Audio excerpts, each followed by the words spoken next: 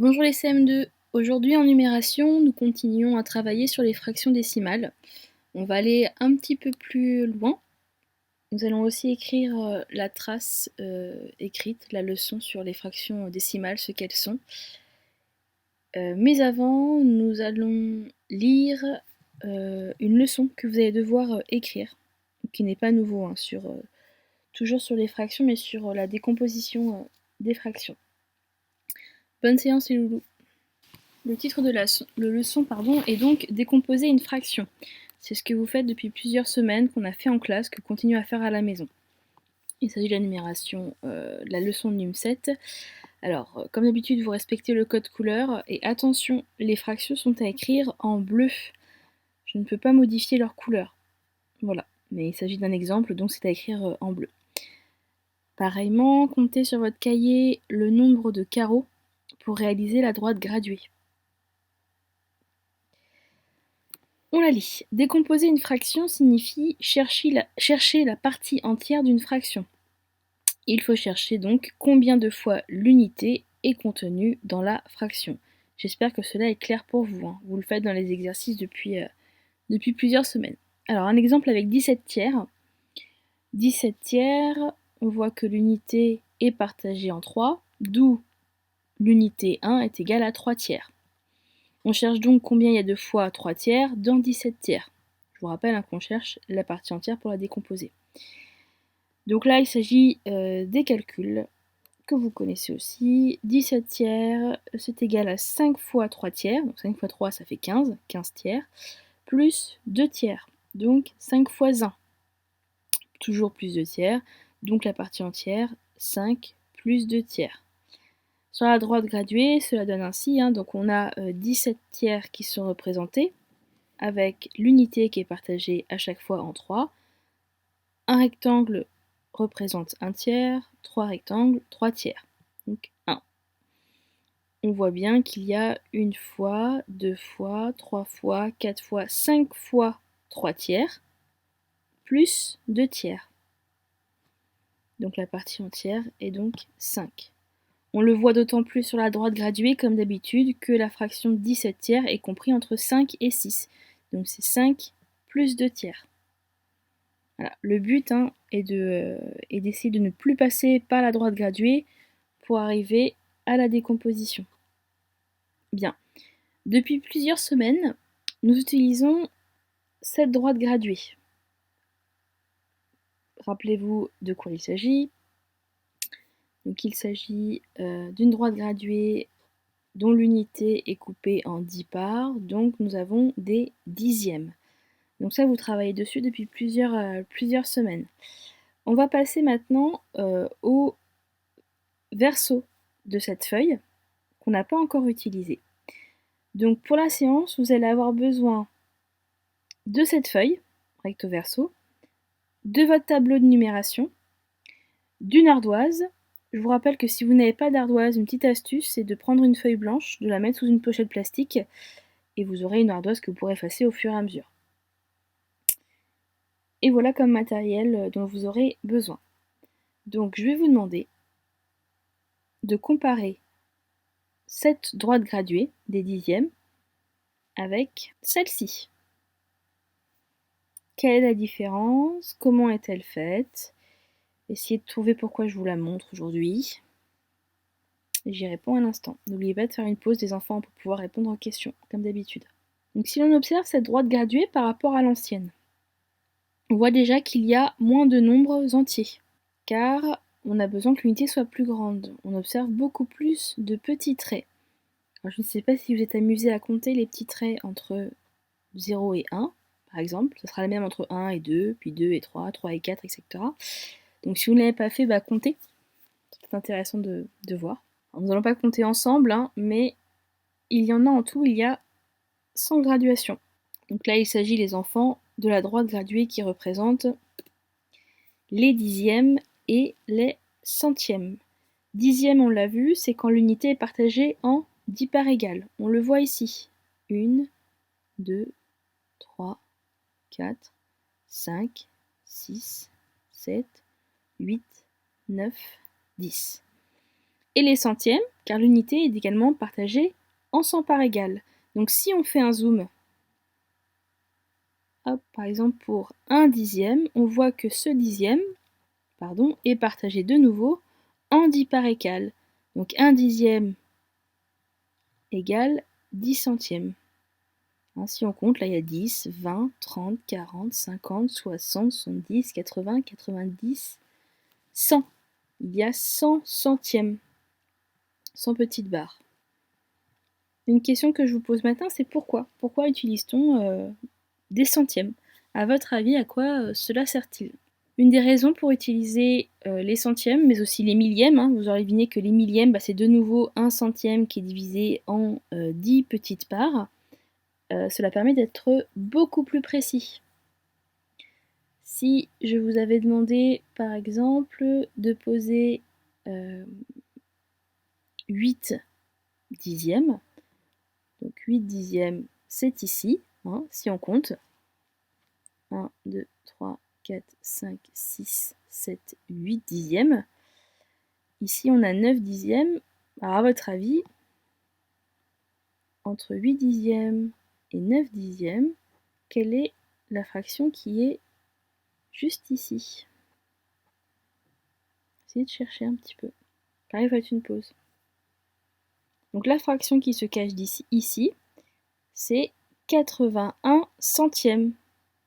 Alors soit vous avez repris à 0 pour compter toutes les petits traits, soit vous avez compté de 10 en 10, donc c'est égal à ici 80 centièmes, et encore 1, 81 centièmes.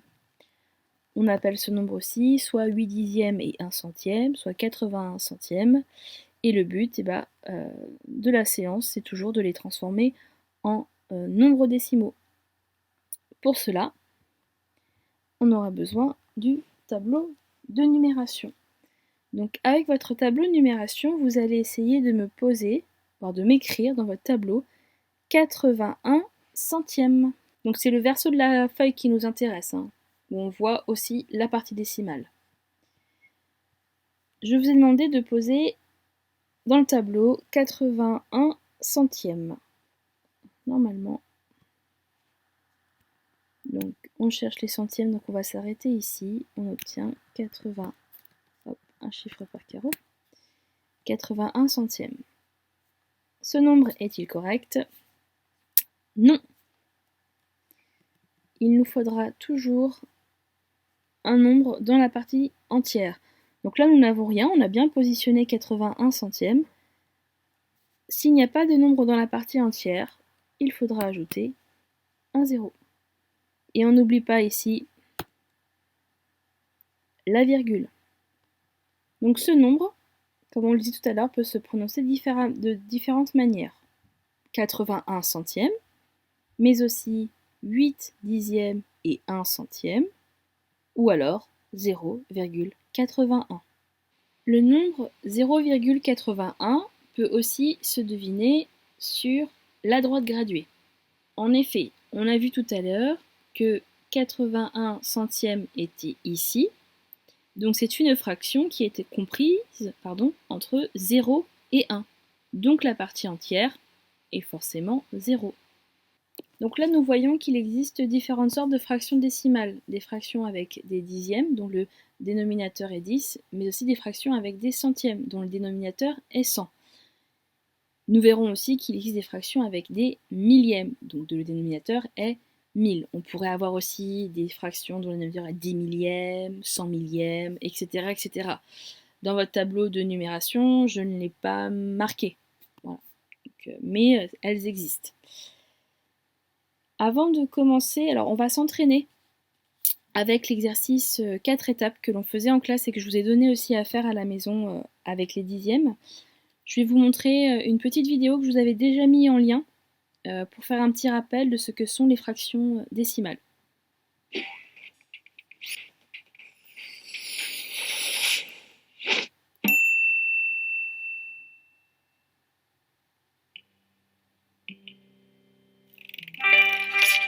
Jack, Jeff et Joe sont sur le départ. La route du retour va être longue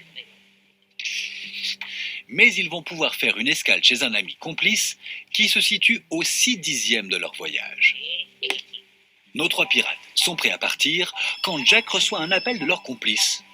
Apparemment, ce qu'il a à dire est très important, mais Jack ne comprend presque rien.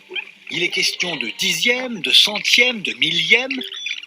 Au final, l'autre raccroche et Jack n'a presque rien compris.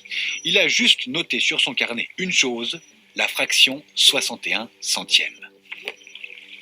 Mais Jeff ne se laisse pas impressionner et s'empresse de feuilleter son fameux manuel du pirate en galère.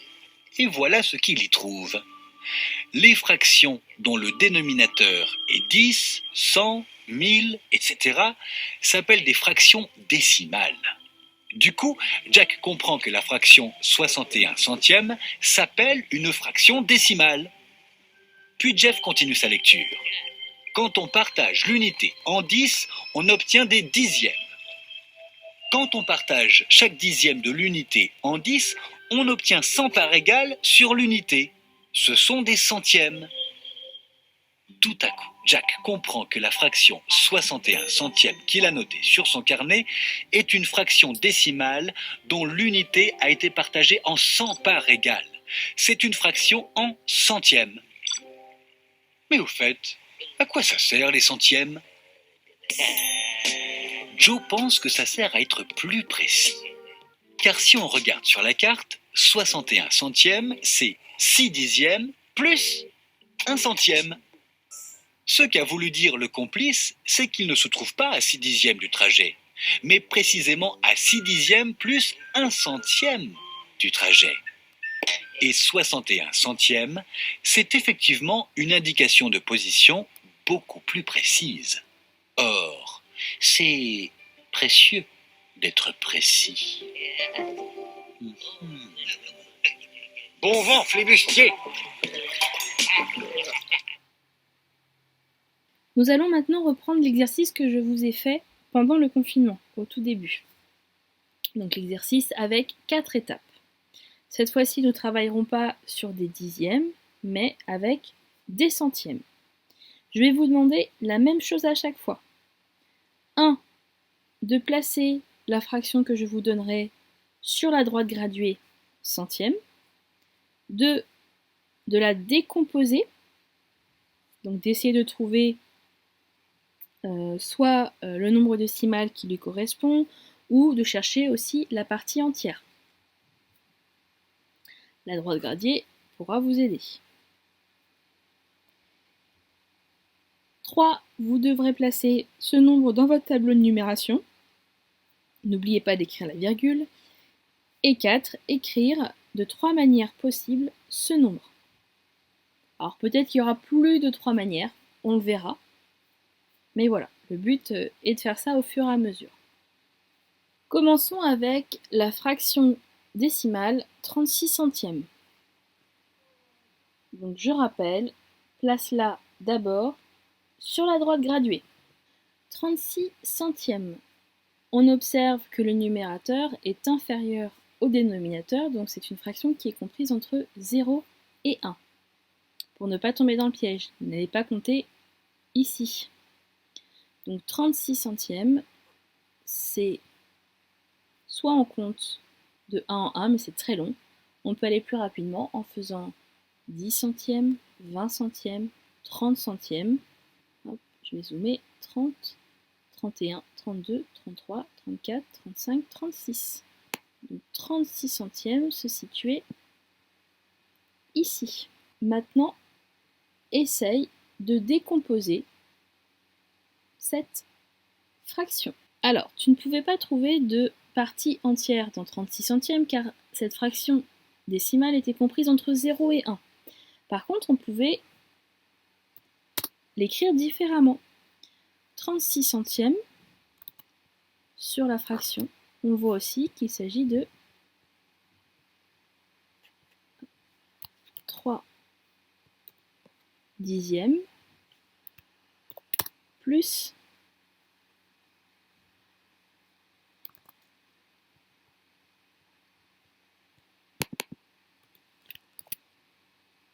6 centièmes. Là, vous l'avez décomposé en dixièmes et en centièmes. On le voit ici. Là, on a des dixièmes, 1 dixième, 2 dixièmes, 3 dixièmes et encore 6 centièmes. Maintenant, vous devez l'écrire dans le tableau de numération. Donc les centièmes s'arrêtent ici. 36 centièmes.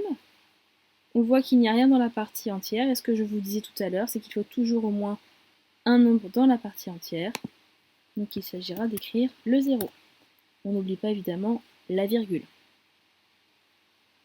Et enfin, lire ce nombre de plusieurs manières différentes. Alors, on peut l'appeler 36 centièmes, mais aussi 3 dixièmes et 6 centièmes, ou encore 0,36.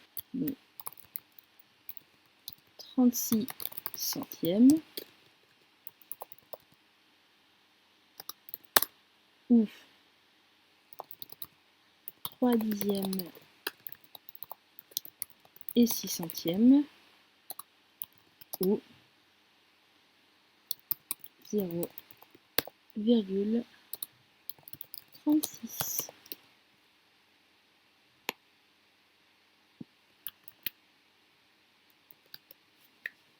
Nous allons maintenant faire encore 2 exemples et nous passerons à la leçon. Donc vous allez placer maintenant la fraction 360 centièmes. Elle ressemble beaucoup à la précédente, mais vous voyez, ce n'est pas du tout le même nombre ni la même fraction décimale. Donc, premièrement, vous placez votre fraction décimale sur la droite graduée. Pour le placement sur la droite graduée, nous avions donc 360 centièmes. 360 centièmes, c'est très long. Si vous avez compté de 1, 2, 3, là c'est encore plus long. On sait que l'unité est découpée en 100, donc 1 est égal à 100 centièmes. 2 est égal à 2 fois 100 centièmes, donc 200 centièmes. 3 est égal à 3 fois 100 centièmes, donc 300 centièmes. On se rapproche, 300. Vous voulez 360. Donc 360, on se rappelle que ici, là, les barres qui sont un peu plus grisées, on peut être compté de 10 en 10. Donc 310, 320, 330, 340, 350, 360 centièmes. La fraction que vous cherchiez était ici. Maintenant, essaye de décomposer ce nombre. Aide-toi de ta droite graduée et de l'exemple juste avant.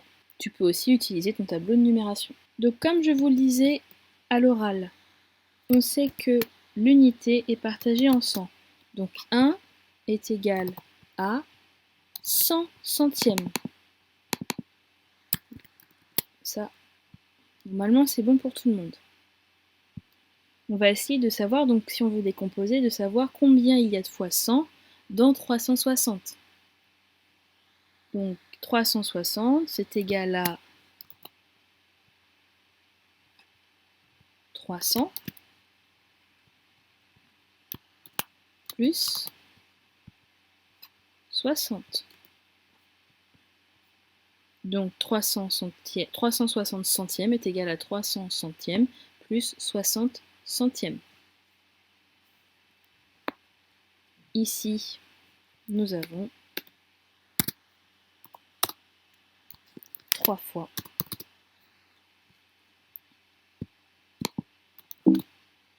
Nous avons 3 fois 100 centièmes. On n'oublie pas, hein. On peut mettre les parenthèses, elles ne sont pas obligatoires, mais c'est pour vraiment montrer que là on est en train de faire un petit zoom sur cette fraction. Donc 3 fois 100 centièmes plus toujours 60 centièmes.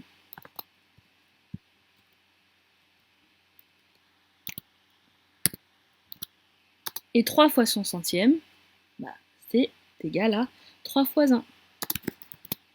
J'écris directement 3. Donc c'est 3 plus 60 centièmes. Là, nous avons décomposé avec une partie entière notre nombre 360 centièmes. On peut vérifier aussi sur la droite graduée que 360 centièmes est compris entre 3 et 4. donc 3 était la partie entière. Vous allez écrire cette fraction dans votre tableau de numération. Écrivez 360 centièmes. 360 centièmes, c'est ce nombre, et surtout on n'oublie pas la virgule entre la partie entière et la partie décimale. On s'est bien arrêté au centième. Enfin, comment appelle-t-on ce nombre? Donc là, on peut le voir sur le tableau de numération directement. On peut appeler ce nombre donc 360 centièmes. On peut l'appeler également 3 et 6 dixièmes. Ou alors 3 et 60 centièmes. Ou enfin 3,6. On peut l'appeler aussi 3,60, mais cela ne change rien. Le zéro ici n'est pas indispensable. Donc je réécris les différentes manières de dire 360 centièmes. Donc 360 centièmes, on n'oublie pas le S, ou 3 et 6. Je vais écrire 3 et 6 dixièmes, ou 3 et 60 centièmes, ou 3,6 ou 60. Voilà, là il y a beaucoup plus de 3 manières de dire ce nombre. Dans la décomposition ici, on pouvait aller même un petit peu plus loin. Les dixièmes sont sous-jacents. On pouvait dire que 60 centièmes, c'est égal à 6 fois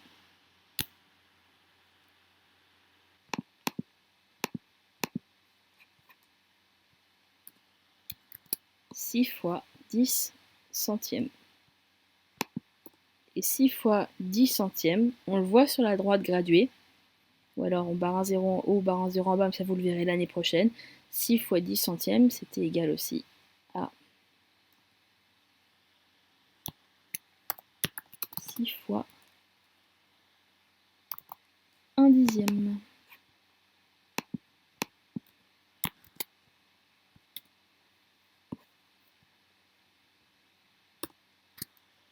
Égale 3 plus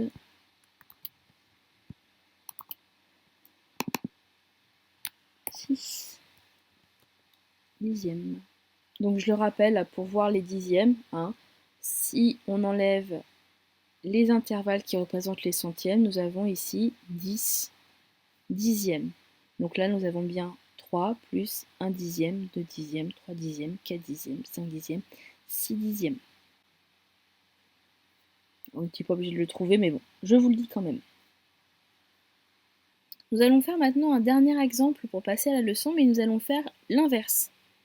Nous allons passer d'abord à un nombre décimal et vous allez essayer de le transformer en fraction décimale. On va travailler maintenant sur le nombre 4,21. Je ne vais pas vous demander de le placer tout de suite sur la droite graduée. On va faire le contraire. 4,21, vous allez d'abord me le placer dans votre tableau de numération. Donc si tout s'est bien passé, vous avez écrit 4,21. 4,21, maintenant je vous demande de me le nommer de plusieurs manières, en vous aidant des appellations des colonnes. Comment appelle-t-on ce nombre? Il y a plein de possibilités.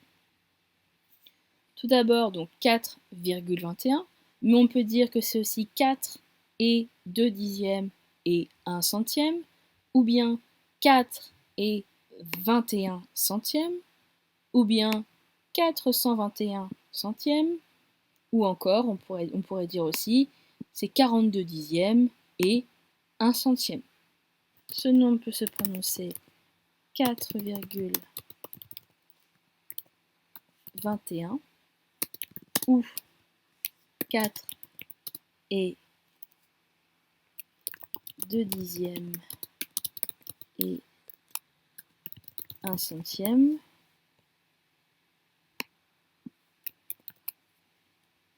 Le et remplace le plus, les enfants. On le verra dans le calcul juste après. Ou alors on pouvait dire qu'il s'agissait de 421 centièmes. Ou encore 4 et 21 centièmes, etc., etc. Donc vous voyez, là, il y a beaucoup plus de manières de dire ce nombre. Maintenant qu'on l'a nommé, je vais vous demander de me l'écrire sous forme de fraction. Sous forme de fraction décimale, donc on pouvait s'aider soit de ce qui était écrit ici, soit du tableau de numération. On a vu tout à l'heure que ça pouvait être 421 centièmes. 421 centièmes s'écrit sous forme de fraction décimale, comme ça, 421 centièmes. Donc 4,1 21, pardon, c'est égal à ceci. On pouvait dire aussi que c'était égal à 4 plus, on l'a dit ici, c'est 4 et 21 centièmes. Donc on écrit là 21 centièmes.